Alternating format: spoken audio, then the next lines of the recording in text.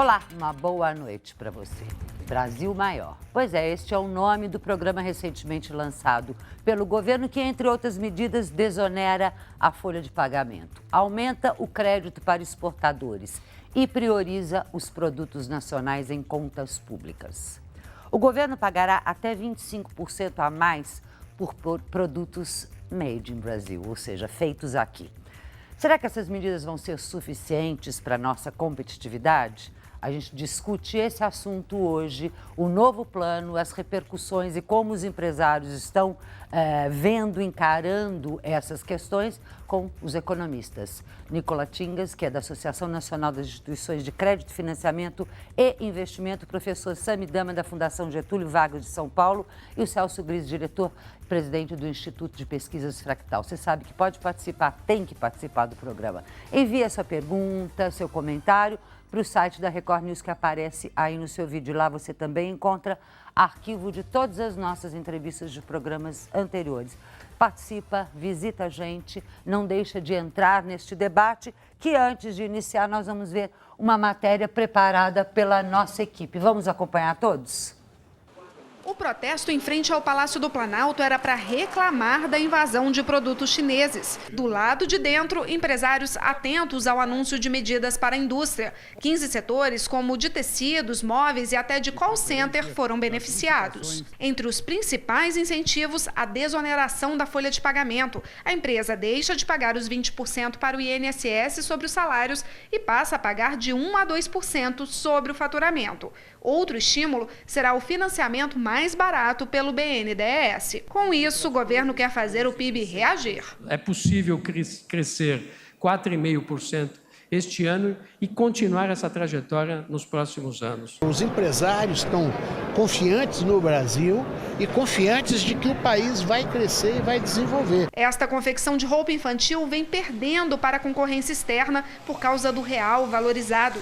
Mas depois das medidas, aposta na reação. Vai dar sobrevida para muitas pequenas e médias indústrias. A gente pode trabalhar um pouco mais em investimentos, em reformulação de lojas, em ampliação, dos pontos de venda. Mas alguns economistas e sindicalistas não estão tão convencidos assim. Eles reclamam que os incentivos são pontuais e que deveriam ser estendidos para todos os setores. Vamos pegar exatamente deste ponto. Eu me lembro há 30 anos que se discute mais ou menos política industrial. E política industrial sempre é isto aqui beneficia um, aquilo a outro. Todos os setores deveriam ser beneficiados, está certo? Vou começar com você na questão básica. Dá para premiar todos? Este já é um início, isso melhora a competitividade? Dá para crescer quanto o Guido Mantega disse que dá? Bom, a gente tem que lembrar que ano passado a gente teve um PIB não muito bom. Foi um crescimento de 2,7% para um país emergente como o Brasil, não é dos melhores resultados. Devemos também lembrar que o Fórum Econômico Mundial fez uma pesquisa de competição entre 142 países e o Brasil ficou numa posição intermediária, em 58º, para um país que tem a 6ª economia do mundo, não é dos melhores resultados. Para isso, a gente precisa estimular a indústria.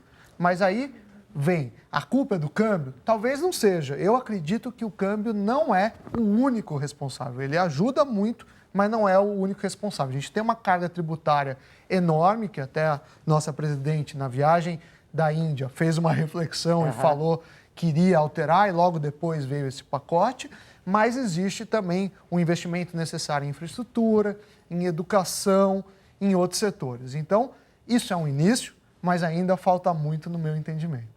Nicolau, a questão outra que se bate exatamente que ele comentou, a questão de investimento. Investimento pega crédito, crédito pega questão dos juros, que também a nossa discrepância entre a 6ª economia, 50ª em competição, e a primeira ou a segunda na questão de taxa de juros, que agora também está se discutindo. Como é que dá esta correlação entre os juros que se pagam, o juro para a produção e financiamento que seja possível para alavancar tudo? Então, é muito comum em qualquer economia, quando você quer estimular uma certa atividade industrial, você passar até a subsidiar, criar incentivos para a inovação, como foi colocado para as montadoras, criar formas de você dirigir as coisas. E isso passa por você ratear o custo disso, subsidiando com a sociedade, em benefício dela. Agora, esse é um processo, né? A gente tem que olhar que essa é uma fatia da laranja, né? Temos outras, nós temos que ampliar a competitividade de uma forma mais ampla, nós temos que continuar mantendo emprego e renda, e esse é um dos objetivos dessas medidas, manter o emprego e a renda, para poder manter um certo nível de consumo, quer dizer... Mas só pegando esse lado teu da competitividade, como? Quer dizer, que elementos você acha? Você acha câmbio também influencia? Que outros elementos? Falta de, das empresas melhorarem? O processo de competição global hoje é bem diferente do que foi na época do governo militar, né? Quando nós implantamos a indústria no Brasil. Então, hoje, de fato, nós temos que ver nichos de especialização. E são decisões de governo, vamos dizer. O que nós queremos manter, a que custo, e o que vale a pena manter. Vou pegar exatamente este ponto também que o Nicolas citou, Celso, para você me dar este panorama. Se eu tenho que escolher setores, que setores deveríamos escolher? Os de ponta, os de tecnologia, os que mais têm a cara de Brasil, pequena empresa? Quer dizer, temos que escolher um. E se temos, quais setores? Pois é, este é o grande problema que a gente vê nesses últimos 30 ou 40 anos brasileiros, onde nós tivemos um esquecimento de todas as políticas industriais que lá atrás se praticou no Brasil, bem ou mal, mas se praticou. O governo não sabe quais são os setores estratégicos em que efetivamente nós precisamos avançar. Setores de máquinas inteligentes é fundamental para um país que se quer player mundial. Ele quer ser um jogador, participar desse cenário internacional. Ele tem que crescer também a indústria de base. Ele não pode não ter indústrias de máquinas, de equipamentos. Ele não pode ter uma indústria fraca do ponto de vista... Eu tenho que parar de pegar no pé, então, do presidente da BIMAC. Quando vem aquilo, eu falo claro que ele está chorando. Claro que não está chorando. Não, não está chorando. Como é que alguém poderia viver com este custo que nós tivemos do dinheiro tantos anos? Como alguém poderia viver com a carga tributária excessiva que incide sobre eles? E como alguém pode viver com um desestímulo completo ao investimento? Nós esperamos a política industrial do país se exaurir, destruirmos a nossa indústria antes de fazer um pacote que eu chamo o pacote do remorso, francamente. Pacote do remorso. Hoje, vindo para o programa, eu estava ouvindo uma questão da Grécia, na verdade, que está vendendo a polícia pública, mas a polícia, enquanto instituição, não é nem a hora extra, como é o caso aqui no Brasil, que a gente faz na hora à parte da polícia. Os países estão sem saber. A Fundação Getúlio Vargas tem um estudo sobre qual é a condução, que nova política econômica mundial, ou seja, eu quero que se aplique aqui para o caso brasileiro, não que a gente não queira ver os outros países, até porque precisamos dele, bem, mas temos estudos ou estão aparecendo coisas. Qual é esta? É a política do remorso? É a política do capitalismo selvagem, do capitalismo ecológico? Que caminho seguiremos? Bom, o Brasil tem tentado achar um espaço. Desde 2008, com a crise financeira, abalou a economia americana, que está se recuperando, começou a engatinhar esse ano. Problemas sérios, não só a Grécia, mas Portugal, Espanha, Itália. Então, toda a política brasileira tem que ser repensada, porque os parceiros fortes não são mais tão fortes. E agora tem uma tendência que foi de uns anos para cá, já num relatório do Goldman Sachs, começou a falar em BRICS. E agora BRICS, porque a África do Sul começou. Então, seria basicamente o Brasil e a Rússia como grandes exportadores e a Índia e a China como poder de transformar essas matérias-primas em produtos manufaturados. Pela questão da mão de obra. Pela questão da mão de obra. Claro que a situação é complicada. Você não pode focar uma política de um país e esquecer coisas como educação ou infraestrutura ou ter uma indústria forte. Também é muito difícil competir com a China, não só pela carga tributária, mas também pelo câmbio e, sobretudo, pelos direitos trabalhistas que não há. Claro, então, porque como o Nicolas citou, quer dizer, não temos hoje mais uma economia calcada num poder militar aqui, como era no governo militar, e lá sim. Portanto, ficamos desequilibrados no comando. A gente vai voltar ao tema já, principalmente falando daqui para frente. O que nós queremos? Que outra matéria nós queremos ver para incentivar a indústria nacional, o emprego, o produto made in Brasil? A gente já volta. De volta com Economia e Negócios, hoje no nosso debate sobre o pacote de incentivo do governo federal, com 3 economistas. Eu vou começar com o Nicolas Tingas, que é da Associação da ACREF. Na verdade, vamos falar, já falei, vai aparecer todo o nome comprido, que na verdade eu quero provocar você pelo lado do governo fez uma parte. Óbvio que você tem tanto o grupo de empresários não beneficiados pelas medidas e que, portanto, ficam chiando. O que é normal, até saudável, não é? O outro passo foi o seguinte, que a gente vai debater, inclusive em outros programas, sobre a questão dos juros. Como ficamos, você que cuida da finança, do dinheiro, entre a extrema necessidade que a gente tem de financiar, seja a infraestrutura básica que caberia ao governo, mas financiar a própria produção, o custo do dinheiro. Como é que a gente vai equilibrar isso? Então, a questão do dinheiro no Brasil é uma questão que começa no setor público. Quem é o maior devedor do Brasil é o Estado. Quem toma o que houver, que é pouco de poupança nacional, é o Estado. Por isso nós temos uma dívida pública interna ainda expressiva, em redução, num patamar administrável, mas ainda. Então, o primeiro ponto é esse. Depois, tem uma série de ineficiências do próprio país, que vem do processo de indexação do passado, tem a história da remuneração da caderneta. Quer dizer, tem uma série de coisas que precisam ser agora retiradas, melhoradas, porque nós estamos numa outra economia, com inflação mais estável, com perspectivas de futuro. Então, aí nós temos que trabalhar para reduzir o juro nominal. Portanto, na sua opinião, até agora, as medidas todas, sejam essas desse pacote ou as novas, estão no caminho, na direção certa, é isso? Sim, estamos andando no caminho certo. O que está faltando? Está faltando uma visão de longo prazo e condicionar todas essas medidas que são positivas, mas uma visão ainda maior e mais completa, para dar segurança para todo mundo tomar decisão de investimento a longo prazo, para aceitar aplicar dinheiro a longo prazo, para aceitar correr riscos de longo prazo, para a economia convergir. Senão nós ficamos sempre administrando no dia a dia. Administrando crises, administrando no dia a dia, administrando roubalheira. Você falou no bloco anterior da questão do pacote do remorso, que é do passado. Só que a gente ainda carrega esses problemas que você citou do presente, somado a uma impunidade infinita com relação ao que se faz com o dinheiro público. Como é que você resolve isso? Bom, eu acho que nós temos no Brasil um ambiente de negócios ainda muito ruim. Ainda nós temos um legislativo muito andando por descaminhos desse tipo de corrupção, de envolvimento com grupos privados, criminosos, coisas que comprometem muito o nosso ambiente empresarial. De outro lado, nós ainda temos um judiciário que está devendo respostas mais robustas para as questões empresariais, para as questões até de vida privada das pessoas. E temos um executivo na sua tentativa imensa de conseguir combater esta situação que se desenhou diante de nós.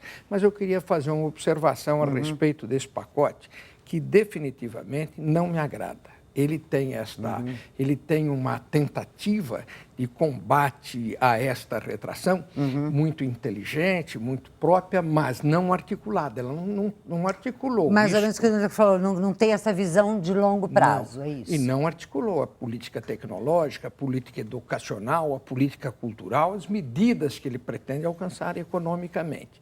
Abandona o objetivo central de uma política fiscal, que é ampliar o nosso superávit e faz dela agora uma maneira de combater ou de se transformar num instrumento contracíclico. De outro lado, a política monetária deixa o seu compromisso com a meta inflacionária e começa a estimular crescimento, outra coisa perigosa.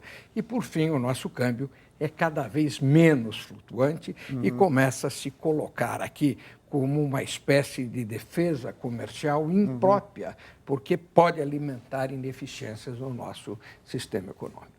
Perfeito. Vamos voltar a falar de câmbio, até para a gente entender mais este impacto e, acima de tudo, vamos voltar a falar sobre o futuro. O que a gente tem em mãos e pode controlar e fazer o executivo funcionar. A gente já volta.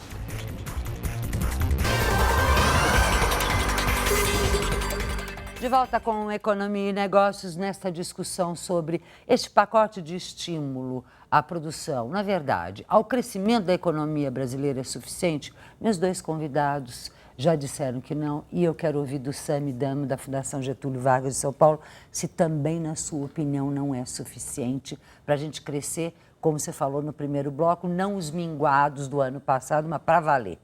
Acredito que concordo com os colegas que é muito míope esse pacote.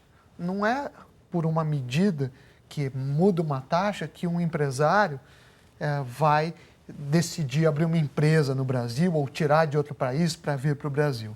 Então, ou pôr naquele já está, pela programação de 10 anos, mais X milhões de dólares. Não é nem no sentido dessas reformas e nem da política de juros. É necessário ter uma credibilidade e responsabilidade com a meta inflacionária. A reputação de um governo, a reputação da política de um país é fundamental para um crescimento de longo prazo.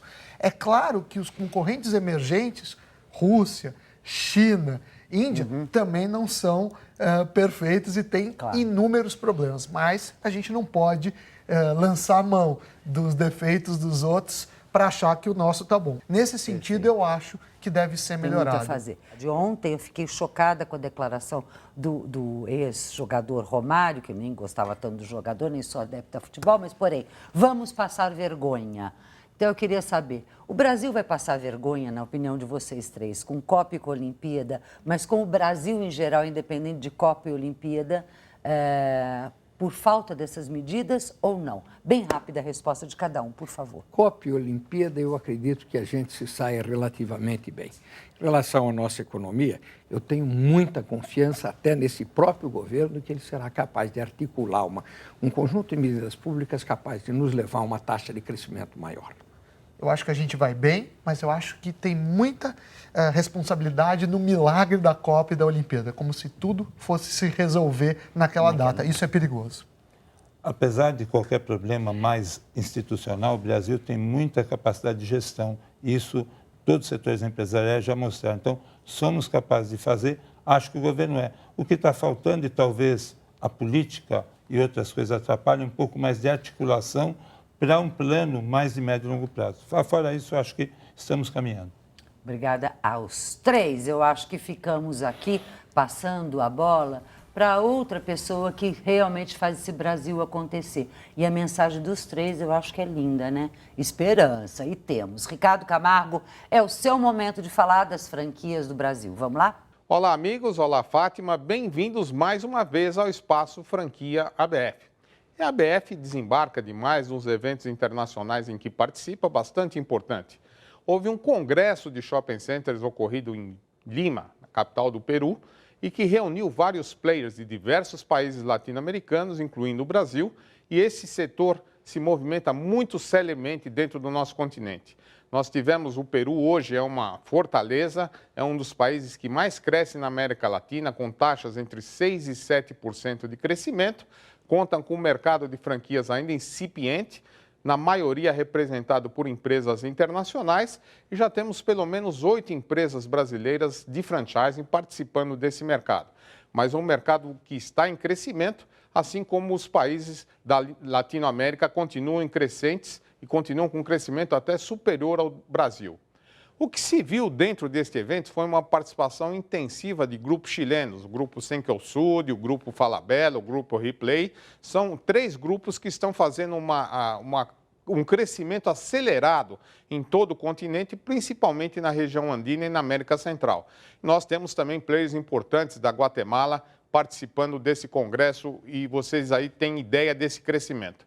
Nós tivemos um evento também com fornecedores, então havia uma feira de fornecedores e um dos expositores era o próprio McDonald's, através da Arcos Dourados, que tem a operação de mais de 1.800 restaurantes do continente latino-americano e tinha um stand dentro dessa feira de McCafé, só para vocês terem ideia. O seu principal executivo, Wood Staten, né, que é o dono dessa rede, o maior acionista dessa rede, fez uma apresentação pessoal sobre o McDonald's e por aí vocês têm a importância desse evento para todo o continente latino-americano. E para encerrar, um grande shopping do Brasil, o Shopping Nova América, através de um projeto social junto à mídia social, conseguiu também uma premiação importantíssima, reconhecimento do Instituto de Shopping Centers Internacional aos players desse setor, que tanto ajudam o setor de franchising também a crescer. Mais informações sobre esse evento você pode obter diretamente no nosso site, abf.com.br. É com você, Fátima.